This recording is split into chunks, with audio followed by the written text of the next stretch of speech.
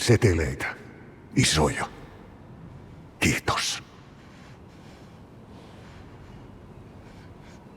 Ei ole sitten niin perkeleen raskas kantaa. While plowing the fields, Atami suddenly realized he had unintentionally dug up a mountain of gold. The glittering golden light shone on his face, and for a moment he couldn't believe it was real, even crying out loud in excitement. Decades of gold panning had finally paid off. For easy transport, he divided the gold into small pieces and loaded them onto his horse, preparing to return to town to spend his twilight years in peace. But he ran into trouble just as he came down the mountain, running head-on into a group of Nazi soldiers. Although they were invaders, Atami didn't want to cause any trouble right now. After all, they heavily outnumbered him, and he just wanted to get out of there quickly. However, the soldiers flashed sinister smiles, seemingly telling him that he would absolutely not leave there alive. But just as a soldier was about to shoot, the commander on the side, Bruno, stopped him. This wasn't because Bruno was showing mercy, but simply because there was no one left alive where they had passed. Plus, there were reinforcement troops behind them, so there was no need to waste bullets on Atami. On his way back to the town, Atami saw corpses brutally hung in midair. Atami felt sorry for these innocent people, but in this war-torn era, he just wanted to stay alive. But not long after, he encountered another group of Nazi soldiers led by Lieutenant Wolf. Wolf blocked his path, spotted the gold panning tools on the horse, and immediately ordered his men to search Atami. Sure enough, the soldiers found dozens of gold bricks on the horse, instantly flashing greedy and smug expressions. They didn't notice at all that Atami had reached the limit of his patience. Atami immediately signaled his dog to get out of there, as a massive fight was now inevitable. Wolf fired continuously at the fleeing dog, but fortunately it ran extremely fast and dodged all the bullets. Just as Wolf was about to finish Atami off, he didn't know that his own life had already entered a countdown. In just a split second, a Nazi soldier had his head pierced straight through by Atami's knife. Atami stared at the remaining men like the Grim Reaper. Killing them was as easy as slaughtering chickens. At this time, Commander Bruno, who was not far away, heard that the gunshots sounded off and quickly ordered his men to turn around and investigate. Atami's combat skills were quite astonishing. Even though he was over 50 years old, fighting against 3 enemies at once seemed effortless to him.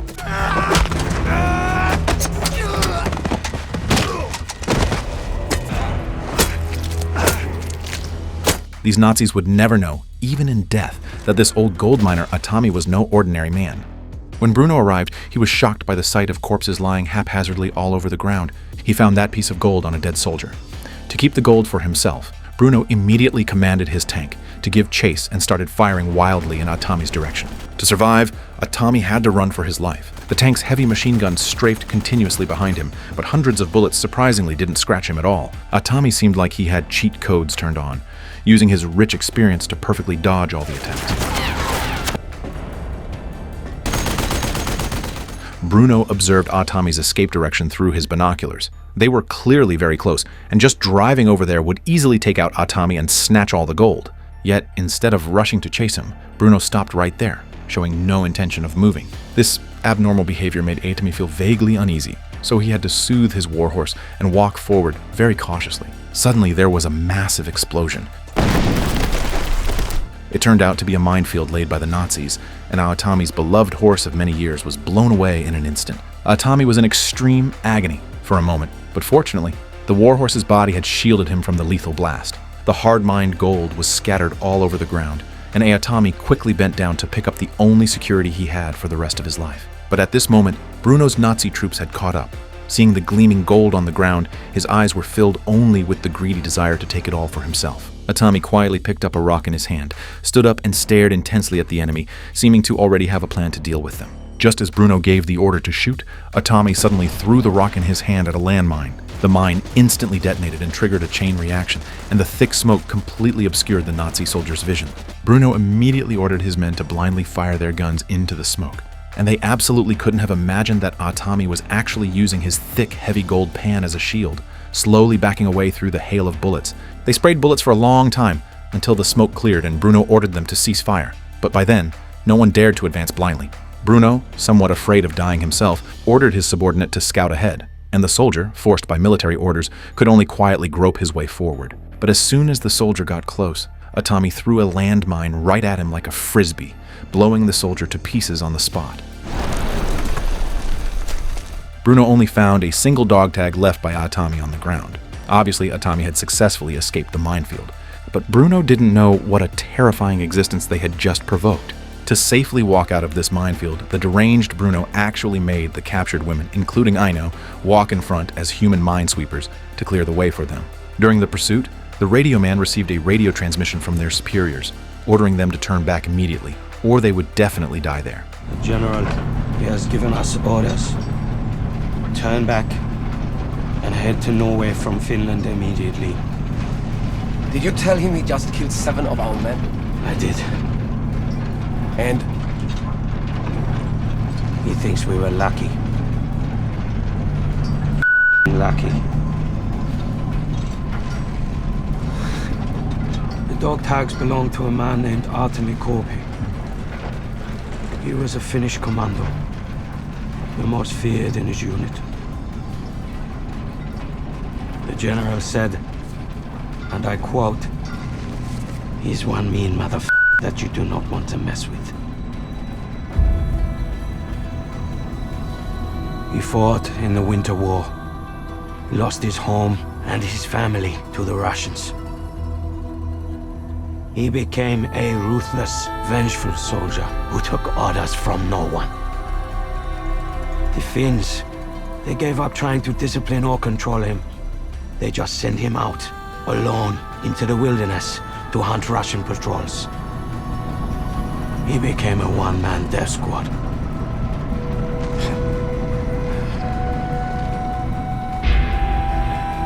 The reports are unconfirmed, but it looks like he has over 300 Russian kills.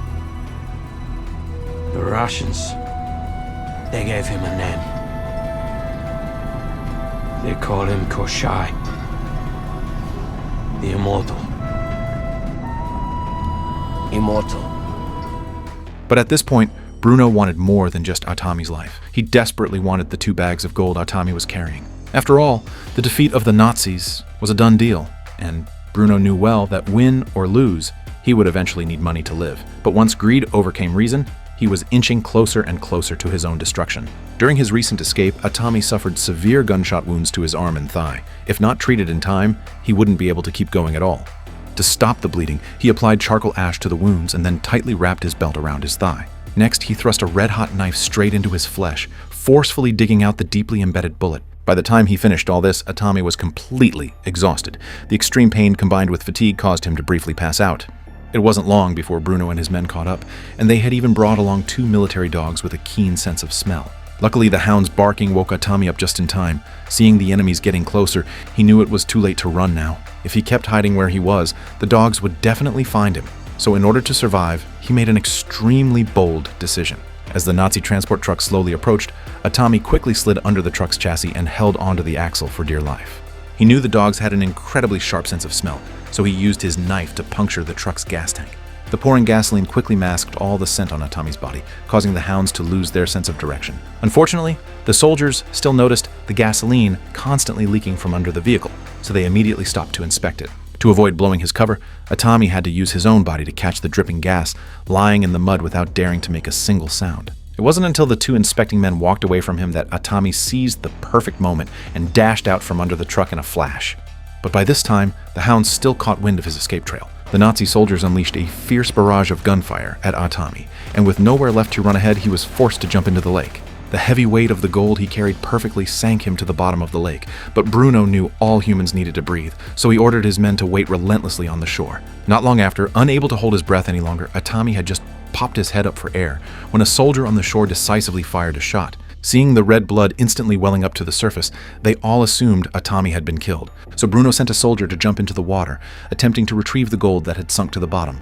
But just as this soldier was searching around underwater, Atami, who was playing dead, suddenly appeared from behind and slit his throat with a single slash.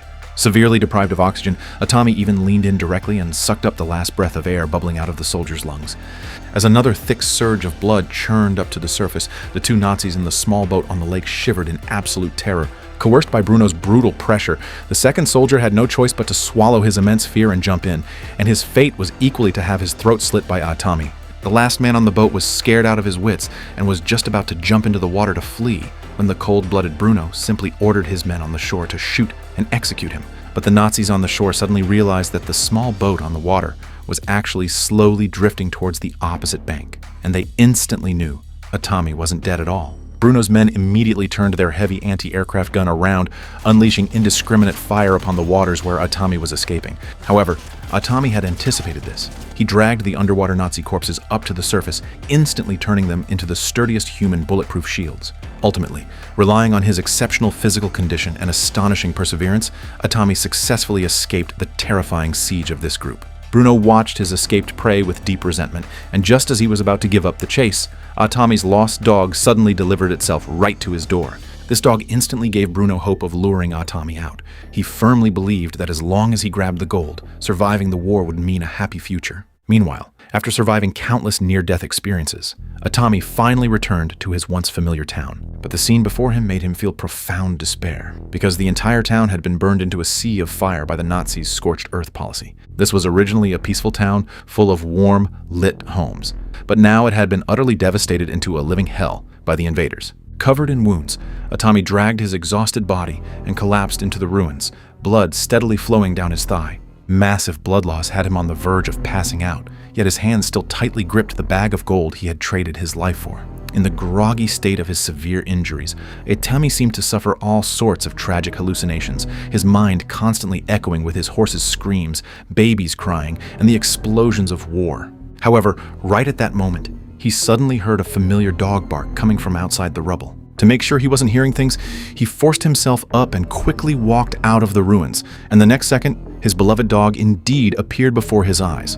But the Nazis had strapped a time bomb to the dog as a welcoming gift. This present was way too heavy, and Atami could not accept it. To save the dog's life, he immediately rushed forward, took off the bomb, and hurled it far away. But the powerful shockwave from the massive explosion still knocked Atami out cold. When Atami woke up again, he found that he had been brutally hung in midair from a gallows by Bruno and his gang. Seeing the hanging Atami gradually stop struggling, Bruno and the others thought he was completely dead, so they confidently and slowly walked away. Not only did they take Atami's life, but they also took all his gold, which was the savings the old man had painstakingly dug out piece by piece with his own life. Before Atami could even enjoy the peaceful twilight years the money would bring, these greedy invaders robbed him of everything. But not long after the Nazis left, Atami, possessing incredibly tenacious vitality, actually suddenly regained consciousness in midair. With his neck tightly choked, he tried to step on a nail on the ruined wall to ease the rope's tension, but due to the distance and his slippery leather shoes, he couldn't get any leverage at all. If he couldn't find a foothold, he would be hanged to death in a few minutes. To survive, he made a ruthless move beyond normal human imagination. He violently swung his leg up, forcefully hooking his already severely gunshot, bone-deep wounded calf onto a protruding rebar of the gallows. Because only by using his flesh and bone to wedge against the rebar and support his falling body weight did he have a sliver of a chance to survive. Subsequently, this heart-tearing, piercing agony made him completely pass out from the pain. He remained hanging upside down like this until the next day, when a Nazi fighter plane suddenly flew low overhead. The intense vibration from the plane's engine caused the screws on the gallows to come loose, and the lucky Atami finally slid down to the ground along with the collapsing wooden frame. At this time, 2 Nazi pilots landed there to look for fuel to refuel their plane, only to find the town completely burned to the ground. Just as they were searching around the ruins, one pilot spotted Atami lying on the ground, on the verge of death. Just as the pilot raised his gun and was about to shoot him, Atami suddenly surged up and delivered a kick, smashing the pilot's head heavily against a chunk of iron, killing him instantly. The other pilot noticed something was wrong, but as soon as he approached his comrade's body, the ambushing Atami rushed up and smashed his head in with a large brick. Having easily dealt with the minor nuisance in front of him, the fully resurrected Grim Reaper Atami knew it was time to go take back what belonged to him. Before setting off, he had to treat his fatal wounds first. To stop the relentless bleeding, he actually lit a handful of matches and shoved them straight into his wound. Enduring the excruciating pain of burning flesh, he forcefully dug out a piece of shrapnel embedded in his chest. But what was even more horrifying was that there was an even larger piece of shrapnel in his waist, which Atami pulled out with his bare hands without batting an eye. Then he found a piece of wire, cut it into several small segments, and bent the end of each wire into a hook to serve as suture needles. Like using a stapler, he pierced the iron hooks into his flesh, forcefully stitching his torn flesh and skin back together piece by piece. Every forced stitch brought lethal pain. If that dead pilot had seen this, he would probably have been scared out of his wits by this inhuman operation. After finally finishing the treatment, he simply poured gasoline all over himself to disinfect all his wounds. Once dressed and done with all this, Atami's ultimate revenge was officially about to begin. Cutting back to Bruno's side, these Nazi soldiers had just prepared to drive away with the gold when they ran head-on into an abandoned plane wreckage on the road. His subordinate opened the cabin door to check, only to find that the pilot inside had long stopped breathing. But what made these Nazis feel even more creeped out was that the hemp rope wrapped around the dead pilot's neck was the exact same one they had used to hang Atami last night. Hearing this, Bruno instantly felt his hair stand on end, as if the Grim Reaper was standing right behind him, feeling that staying even 1 second longer would mean the entire squad dying there. He hysterically ordered his men to start the engines immediately and speed away from this cursed place. If they hadn't, out of greed, robbed Atami of his gold in the first place, perhaps they could have left here safe and sound. But it was too late to say anything now, because the Grim Reaper's judgment had already silently begun. At some unknown point, Atami had sneaked into the truck holding the female captives. He cut their ropes and distributed captured guns to Aino and the other rescued women. The Nazi driver had no idea of the danger in the back until a sharp military knife pierced straight through the roof from above and into his skull. Only right before he died did he sense something was horribly wrong, but it was too late. Not a single one of these wicked Nazis could escape the women's vengeful judgment. The Nazi driver in the front vehicle turned his head in confusion, shocked to find that a woman was sitting in the driver's seat of the truck, driving parallel to him. Before he could even hit the brakes, he was treated as a live target on a shooting range by these completely bloodthirsty female captives. The women raised their submachine guns and unleashed a crazy barrage of gunfire upon the Nazi convoy, venting their fury with absolutely no intention of stopping. Because every single woman in the vehicle had suffered brutal humiliation at the hands of these beastly soldiers, they made sure to take extra special care of these enemies when firing. When the terrified Lieutenant Wolf told Bruno that the rear troops had suffered heavy casualties and barely anyone was left alive, Bruno, sitting inside the tank, instead of stopping to return fire, selfishly ordered the driver to abandon the main force and flee at top speed. But what they didn't know was that the Grim Reaper known as the Immortal, Atami, was currently clinging tightly to the roof of their tank. The 3 men hiding in the tank soon heard terrifying knocking sounds coming from the roof. To shake off this death-seeking Reaper, the driver slammed hard on the brakes.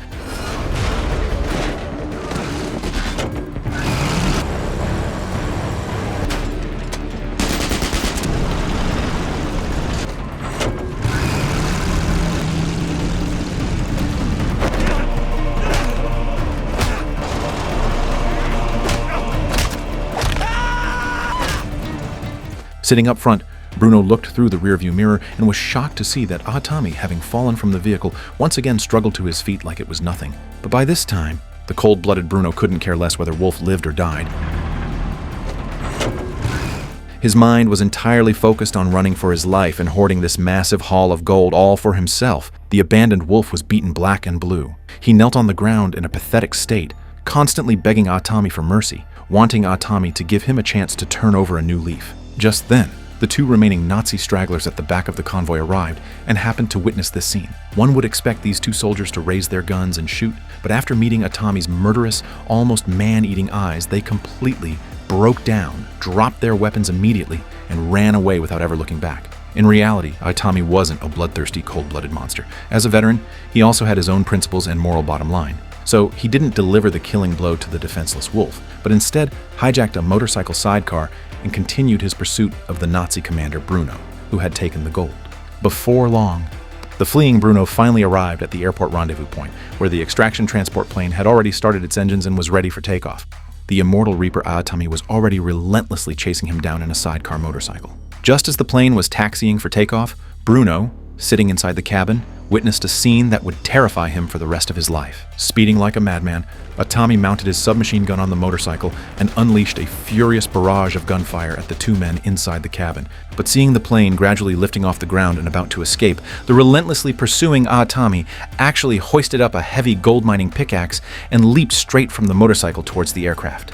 Inside the airborne cabin, Bruno and the pilot breathed a long sigh of relief, thinking they had finally shaken off the old man and left safely. Yet they would never guess, even in death, that Atami, acting like an absolute madman, had actually relied on a pickaxe to forcefully pierce through the metal, hanging himself like a pendant tight to the belly of the ascending plane. It wasn't until the sharp tip of the pickaxe punctured through the cabin floor from below that Bruno and the pilot horrifyingly realized something was extremely wrong. Bruno had just opened the inspection hatch on the cabin floor to investigate when Atami, hiding below, suddenly hurled the pickaxe up and struck him. Taking advantage of the moment Bruno fell, Atami flipped himself into the cabin, snatched a submachine gun, and immediately charged at Bruno, launching a desperate close-quarters melee inside the cramped plane.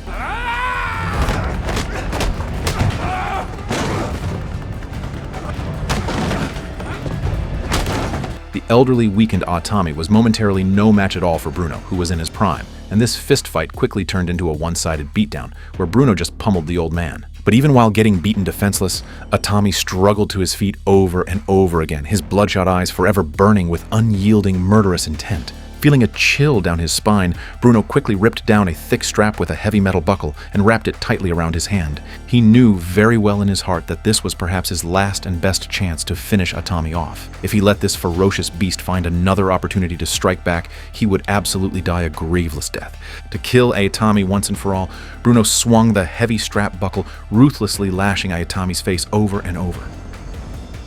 The tenacious Atami was whipped into a bloody, gruesome pulp.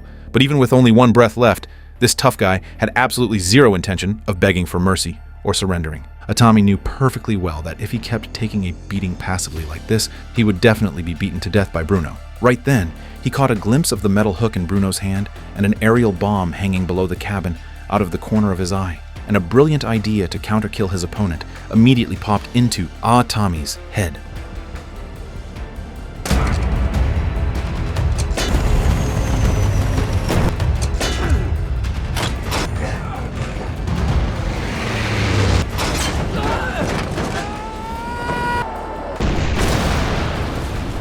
Bruno finally paid a devastating price for his greed and cruelty, and all this slaughter seemed to have finally come to an end. After taking care of his enemy, Atami thought he could finally take his recovered gold and live out his twilight years in peace. But right then, an empty liquor bottle on the cabin floor suddenly rolled quickly toward the nose, and the fuselage began to tilt violently. Atami then realized something was terribly wrong. It turned out the pilot had already been shot and killed during the earlier gunfight, and now the unmanned plane had completely lost power, rapidly nosediving straight toward the swamp below. In a panic, Atami scrambled through the cabin looking for a life-saving parachute, but to his despair, he opened 2 emergency boxes in a row only to find them completely empty. Up at tens of thousands of feet in the air, he was completely out of options. Jumping down unprotected like this would mean absolute certain death. But in order to save his life and not yield to fate, he thought on his feet, tightly wrapping the cabin's cargo straps all around his body to firmly secure himself to the sturdiest bulkhead of the plane. He closed his eyes and awaited fate's judgment.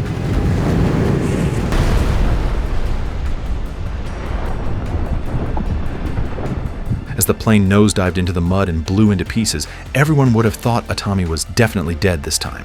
Yet a moment later, a string of bubbles suddenly surfaced on the calm, muddy water, followed by a large, mud-covered hand abruptly shooting out from deep within the bog. Relying on godly luck and an incredibly tough physique, Atami, known as the Immortal, had miraculously survived. Having narrowly escaped death, he struggled to his feet from the mud, his hands still death-gripping those 2 heavy bags of gold that were the ultimate security for the rest of his life. One day not long after, covered in mud and scars, Atami walked his little dog and carried his heavy backpack right into a bank in the bustling capital. Surrounding folks in sharp suits stared at this man, radiating murderous intent, looking like a grim reaper fresh out of hell, and fearfully cleared a path for him. Without a single person daring to stand in his way, Atami slammed that blood-soaked bag of gold heavily onto the bank counter.